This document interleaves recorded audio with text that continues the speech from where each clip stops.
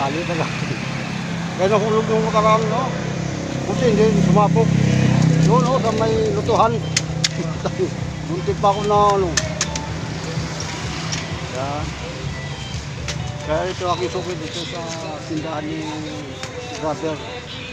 Brother, ano pangalan mo? Eric. Eric to, suki ko na to. Tapos 3 months na dito. Dati ako dito sa taas na dito na. Sabi ko sa inyo. Nagustuhan ko yung bigas at saka yung presyo. So, konting diferensya lang din sa mga malaking dealer. Kaya dito tayo kumukuha ng bigas para sa pangmamahirap. Abot kaya sa bulsa. Dito tayo sa Lingap Buhay. Ating programa natin pabigas sa mga membro.